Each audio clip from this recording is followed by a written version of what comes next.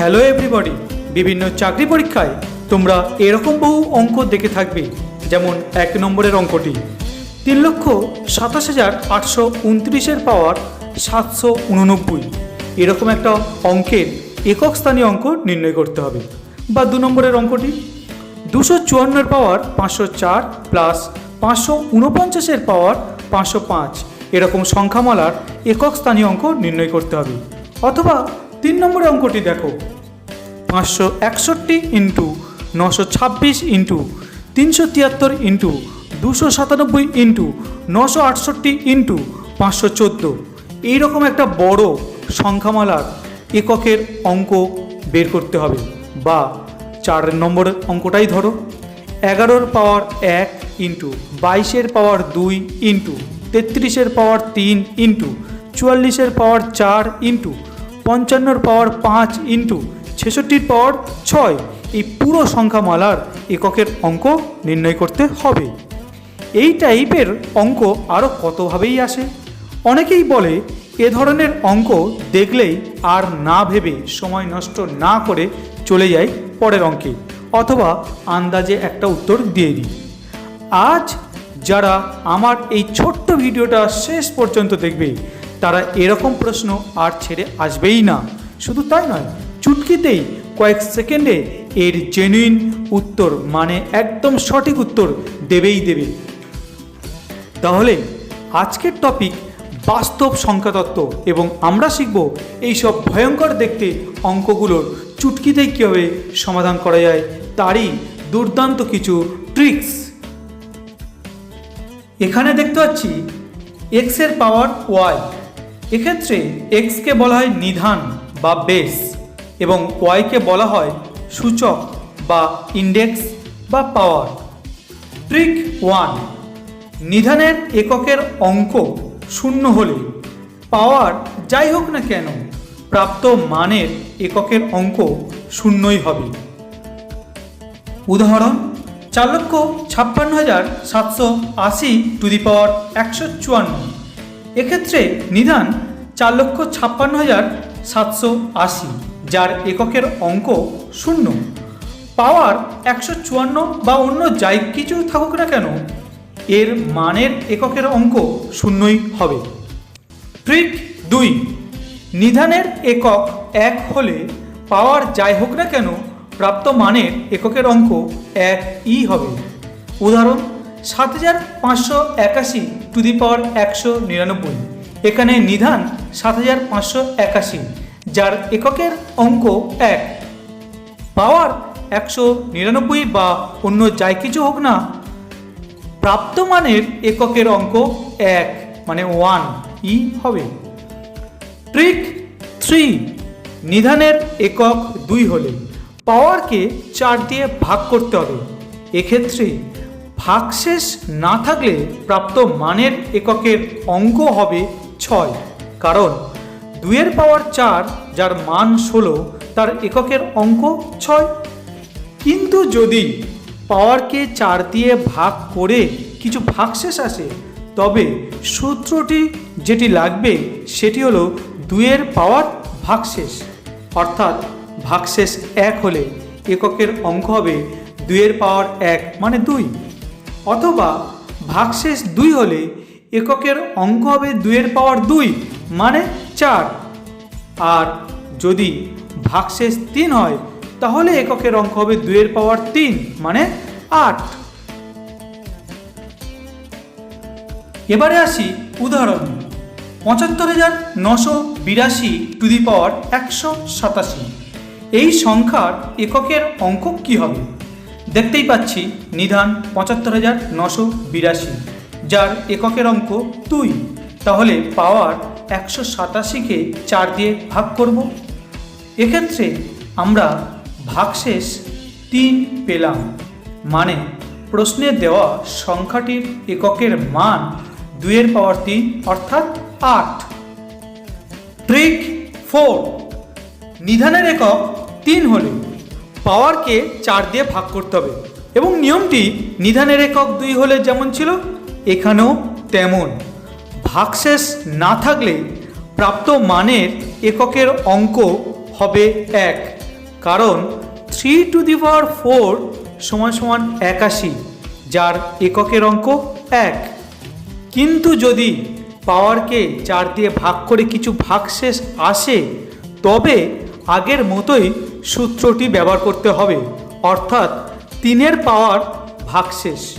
সুতরাং ভাগশেষ 1 হলে এককের অঙ্ক হবে 3-এর পাওয়ার 1 সমান 3। আর যদি ভাগশেষ 2 হয় তবে এককের অঙ্ক হবে 3-এর পাওয়ার 2 সমান 9। আর যদি ভাগশেষ 3 হয় তবে এককের অঙ্ক হবে 3-এর পাওয়ার 3 মানে 27, সেখান থেকে এককের অঙ্ক পাবো 7। এবারে আসি উদাহরণে। 45,613⁵ এই সংখ্যার এককের অঙ্ক কি হবে? দেখতেই পাচ্ছি নিধান 45,613, যার এককের অঙ্ক 3। তাহলে পাওয়ার 234কে 4 দিয়ে ভাগ করতে হবে।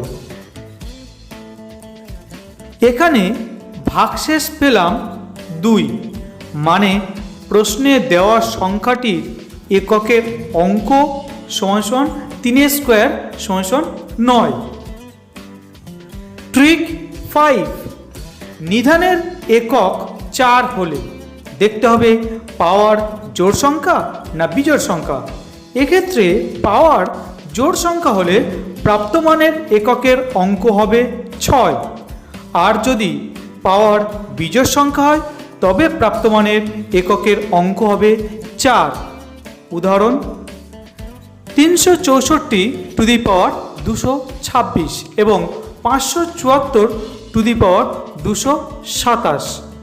364 এবং 574 এই দুটি নিধান এর এককের অঙ্ক কিন্তু 4। প্রথমটির পাওয়ার 226, এটি জোড় সংখ্যা, তাই প্রথম সংখ্যাটির প্রাপ্ত মানের এককের অঙ্ক হবে 6। এবং দ্বিতীয়টির পাওয়ার 227, যেটা একটা বিজোড় সংখ্যা, তাই দ্বিতীয় সংখ্যাটির প্রাপ্ত মানের এককের অঙ্ক হবে 4। ট্রিক 6, নিধানে এককের অঙ্ক 5 হলে পাওয়ার যাই হোক না কেন প্রাপ্ত মানের এককের অঙ্ক 5ই হবে। উদাহরণ: 7645⁴456। এক্ষেত্রে নিধান 7645, যার একক 5, তাই পাওয়ার 456 বা অন্য যাই কিছু হোক না কেন প্রাপ্ত মানের এককের অঙ্ক 5ই হবে।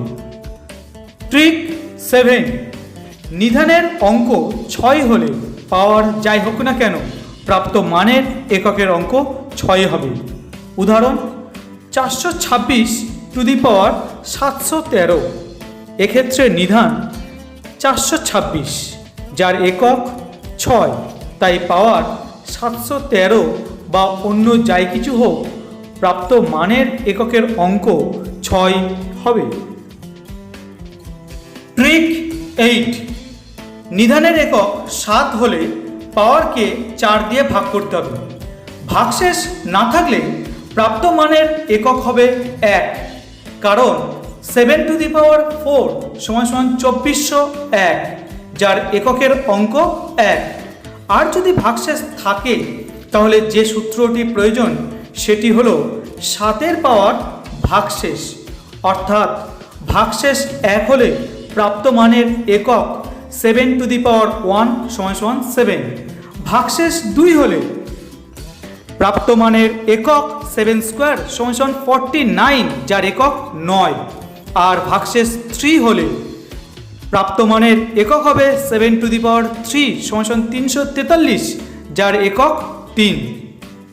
উদাহরণ: 12,457⁵333। এখানে নিধান 12,457, যার একক 7। তাহলে পাওয়ার 333কে 4 দিয়ে ভাগ করব। এখানে ভাগশেষ পেলাম 1, অর্থাৎ প্রাপ্ত মানের এককের অঙ্ক হবে 7⁴ সমান 7। ট্রিক 9, নিধান 8 হলে, নিধানের একক 8 হলে পাওয়ারকে 4 দিয়ে ভাগ করতে হবে। ভাগশেষ না থাকলে প্রাপ্ত মানের একক হবে 6, কারণ 8 টু দি পাওয়ার 4 সমান 4096, যার এককের অঙ্ক 6। কিন্তু যদি ভাগশেষ থাকে তাহলে যে সূত্রটি লাগবে সেটি হলো 8-এর পাওয়ার ভাগশেষ, অর্থাৎ ভাগশেষ 1 হলে প্রাপ্ত মানের একক হবে 8 টু দি পাওয়ার 1 সমান 8, আর ভাগশেষ 2 হলে প্রাপ্ত মানের একক হবে 8 স্কোয়ার সমান 64, যার একক 4, আর ভাগশেষ 3 হলে প্রাপ্ত মানের একক হবে 8 কিউব সমান 512, যার একক 2। একটা উদাহরণ দিই, 17318 টু দি পাওয়ার 158, এখানে নিধান 17318, যার একক 8, তাহলে পাওয়ার 158কে 4 দিয়ে ভাগ করব।